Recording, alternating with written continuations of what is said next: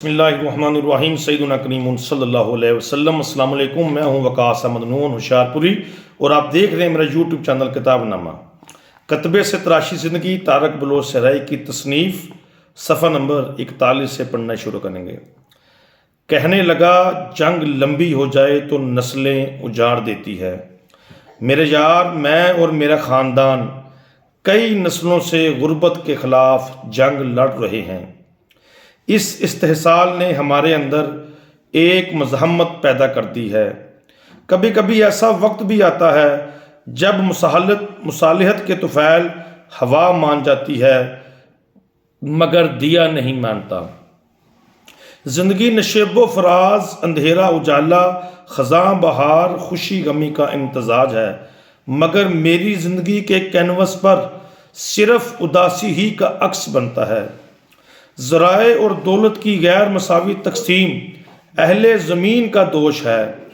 میرا ملا اس ناانصافی کو تقدیر پر ڈال کر اور آخرت میں اجر کا سنا کر خاموش کرا دیتا ہے۔ مجھے اپنی بہن کے پیلے ہاتھوں کے پیلے نہ ہونے کا بہت دکھ ہے۔ جب آپ غربت کی وجہ سے دھتکار دیے جاتے ہیں تو آپ کے اندر کوئی خاموشی سے مر جاتا ہے۔ میری بہن میں غربت کے علاوہ کوئی عیب نہیں۔ ایک دن کہنے لگا، مجھے اس بات کا رنج ہے، لوگ میری اور میرے خاندان کی عزت کیوں نہیں کرتے؟ ہم اپنی مرضی سے تو غریب کے گھر پیدا نہیں ہوتے، غربت ہم اپنی خوشی سے تو لے کر نہیں آئے۔ اگر کوئی شخص اپاہج یا غریب کے گھر پیدا ہوتا ہے تو اس بات میں اس شخص کا کیا قصور؟ لوگ اسے وہ مقام کیوں نہیں دیتے جو اپنے جیسے دوسرے لوگوں کو دیتے ہیں؟ کہنے لگا، میرا دادا کہا کرتا تھا، ایک انسان کے دوسرے انسان پر 3 حقوق ہیں۔ پہلا حق یہ ہے کہ اس کی پیدائش پر خوشی منائی جائے۔ دوسرا حق یہ کہ اس کی جان، مال اور ناموس کی حفاظت کی جائے کیونکہ وہ عزت والا ہے، رب کا نائب اور مسجود ملائک ہے۔ اور تیسرا یہ کہ اس سے محبت کی جائے۔ اپاہج روشنی لڑکھڑانے لگی تھی، آنچل میں سہم خواب چھپائے سرمئی شام اداسی کے گہنے پہن کر آ چکی تھی۔ چائے کے کپ میں اندھیرا گلتا جا رہا تھا۔ میرے جیون کی خستہ جھونپڑی میں میرے دل کا نیم مردہ بچہ میرے جسم کے جھولے میں لیٹا اس سفاک عہد کا تلوار جیسا لمس محسوس کر رہا تھا۔ سفاک دور کی ایک نشانی یہ بھی ہے کہ کانچ کے گھروں کی چھتیں پتھر کی ہوتی ہیں اور رشتے اور تعلق میں شدید غربت ہوتی ہے۔ کچی شراب کے نشے کی طرح عجیب سی کیفیت ہوتی ہے، جیسے مدھم ہوتی ہوئی آرزوؤں، بوڑھی ہو جانے والی امیدوں کو دیکھ کر خواہشوں کے جگنو دمکنا چھوڑ گئے ہوں۔ گلی میں بیکاری کے بھیک مانگنے کی صدا آ رہی تھی۔ ہم صدیوں غلام رہنے والے لوگوں کے اصول بھی عجیب ہیں۔ بھیک مانگنا گوارا کر لیتے ہیں مگر اپنا حق نہیں چھینتے۔ دوسرے کمرے میں نئی نویلی دلہن سنگھار میز پر رکھے چہروں کو باری باری اپنے کندھوں پر لگا کر پھر میز پر رکھ دیتی تھی اور پھر آئینہ دیکھنے لگ جاتی تھی۔ شاید وہ بھول گئی تھی اس کا اپنا چہرہ کون سا ہے، اس کا اپنا چہرہ کون سا تھا۔ اس کے ہونٹوں پر چپ کی لالی تھی اور گالوں پر اداسی کا غازہ تھا۔ نہ جانے کیوں وہ آئینے سے باتیں کرنا بھول گئی تھی۔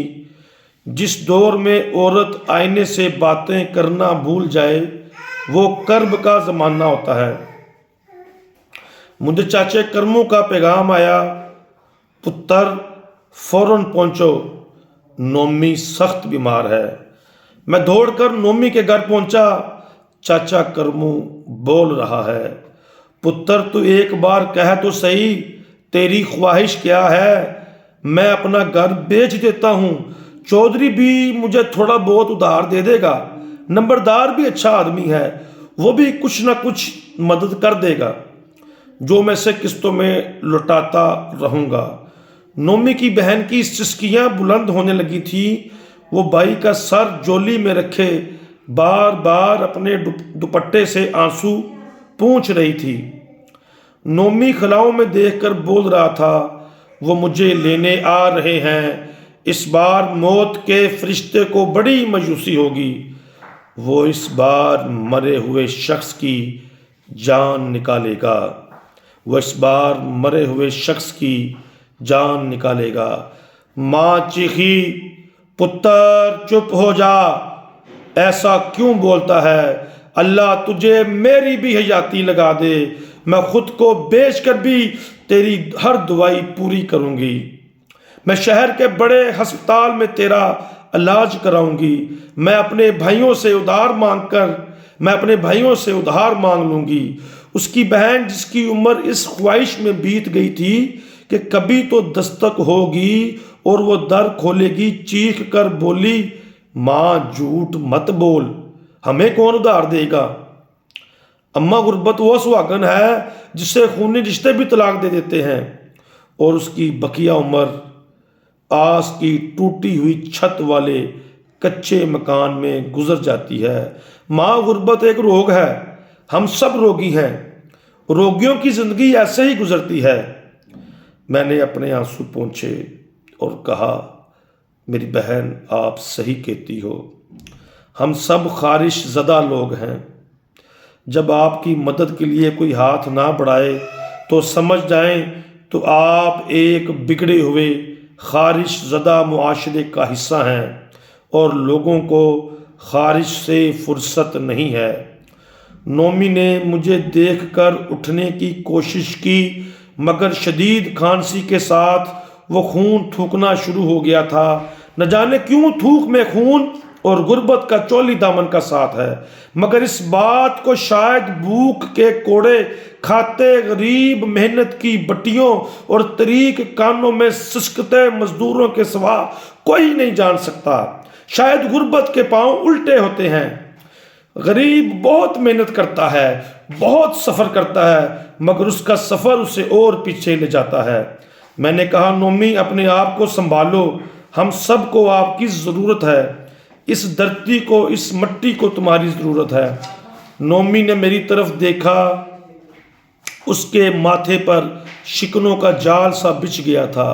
کہنے لگا، میرے دوست، میری دھرتی، میری مٹی، بھوک کی کوئی مملکت، قومیت اور سرحد نہیں ہوتی، اس کا تو کوئی مذہب بھی نہیں ہوتا۔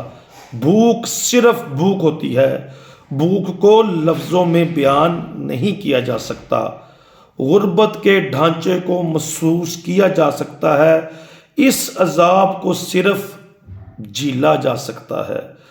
بابا فرید کو سمجھاؤ، ٹک چھٹا رکن نہیں بلکہ پہلا رکن ہے، روٹی کی جنگ پہلے بچپن اور پھر جوانی کو مار دیتی ہے۔ اس نے اٹھنے کی کوشش کی مگر کمزوری سے اٹھ نہ سکا۔ اس نے میری طرف دیکھا، اس کی آنکھوں میں اشکوں کا ایک بہتا دریا تھا۔ پھر اس کے بعد مجھے ہوش نہیں رہا، سارا ہی گاؤں اس کے گھر امڈ آیا تھا، لوگ افسوس کا اظہار کر رہے تھے۔ نومی کے چہرے پر عجیب سی حیرت تھی۔ صحن کے کونے میں بیٹھا شاہ دولہ کے دو چوہے لوگوں کے چھوٹے سروں کو دیکھ کر مسکرا رہے تھے۔ نومی کی ماں کو غشی کے دورے پڑ رہے تھے، اس کی بہن گمسم بیٹھی تھی، وہ بار بار لوگوں سے پوچھتی تھی، آپ سب لوگ کیوں رو رہے ہیں؟ نومی کو کیا ہوا ہے؟ وہ بولتا کیوں نہیں؟ اس کی قبر پر مٹی ڈالتے ہوئے اس کے آخری الفاظ میرے کانوں میں گونج رہے تھے۔ اس نے میری طرف دیکھ کر بے بسی سے کہا تھا، میرے دوست، میری آخری خواہش پوری کر سکتے ہو جو شاید ہر غریب کی تمنا ہوتی ہے؟ کیا؟ میں نے سسکتے ہوئے پوچھا تھا۔ اس کی سانسیں اور لفظ لڑکھڑا رہے تھے۔ اس کے آخری الفاظ تھے، میں مرنے سے پہلے جینا چاہتا ہوں، یا حیو یا قیوم۔ السلام علیکم، اللہ حافظ۔